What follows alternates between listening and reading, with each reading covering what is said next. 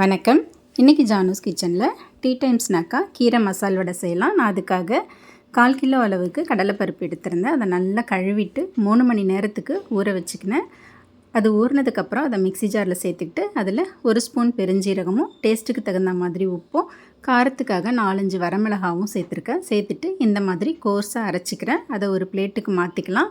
இப்போ இது கூட 10 பல்லு பூண்டு தோலோடு தட்டி போட்டுக்கலாம். கூடவே 2 மீடியம் சைஸ் வெங்காயத்தை நல்லா பொடியாக நறுக்கிட்டு கையால் உதுத்து போட்டுக்கலாம். இது கூட கருவேப்பிலை, கொத்தமல்லி கொஞ்சம் சேர்த்துக்கலாம். இன்னும் 2 பச்சை மிளகாவை பொடி பொடியாக கட் பண்ணி சேர்த்துருக்கேன். இப்போ இது கூட கீரை சேர்த்துக்கலாம். எந்த கீரையாக இருந்தாலும் பரவாயில்ல. நான் அரைக்கீரை சேர்த்துருக்கேன். நல்லா கழுவிட்டு பொடி பொடியாக நறுக்கி சேர்த்துருக்கேன். இதெல்லாம் பெசரி விட்டுக்கலாம். இப்போ வடை செய்கிறதுக்கு மாவு ரெடி ஆகிடுச்சு. கடாயில் எண்ணெய் ஊற்றிருந்தேன். எண்ணெய் நல்லா காஞ்சிடுத்து. ஸ்டவ்வை மீடியம் ஃப்ளேம்லேயே வச்சு இந்த மாதிரி வடை தட்டி போட்டுக்கலாம். நம்ம வடை தட்டும் போது கையால் போட்டு நல்லா ப்ரெஸ் பண்ணிடாமல் இந்த மாதிரி சாஃப்டாக தட்டி போட்டுக்கலாம். ரொம்ப ப்ரெஸ் பண்ணால் நல்லா இருக்காது. இந்த மாதிரி சாஃப்டாக தட்டி போட்டுக்கிட்டு ஸ்டவ்வை மீடியம் ஃப்ளேம்லேயே வச்சு இதை பொரித்து எடுத்துக்கலாம்.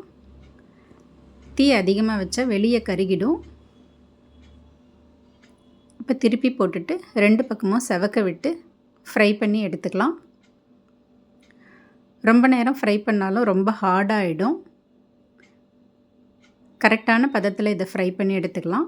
அப்போ தான் நமக்கு வெளியே நல்லா கிறிஸ்பியாகவும் உள்ளே நல்லா பஞ்சு மாதிரி வெந்து கிடைக்கும்.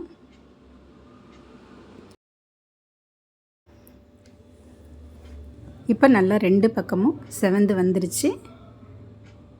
எண்ணெயை நல்லா ஃபில்டர் பண்ணிவிட்டு ஒரு பிளேட்டில் எடுத்து வச்சுக்கலாம்.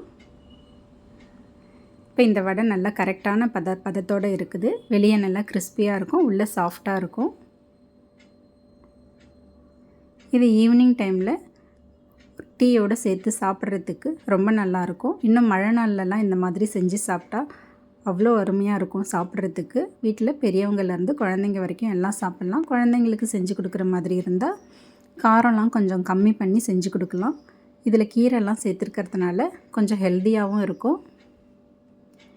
இப்போ இதை வடை மாதிரி தட்டாமல் நம்ம இதே மாவை எண்ணெயில் கொஞ்சம் பக்கோடா மாதிரி உதுத்து போட்டு கூட சாப்பிடலாம்.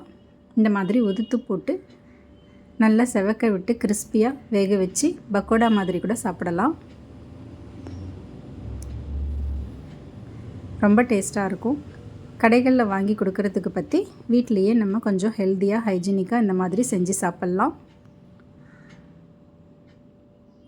அவ்வளோதாங்க. ஈவினிங் டைமில் சாப்பிட்றதுக்கு ஒரு டீ டைம் ஸ்நாக் ரெடி ஆகிடுச்சு. கீரை மசால் வடை. தேங்க்ஸ் ஃபார் வாட்சிங்.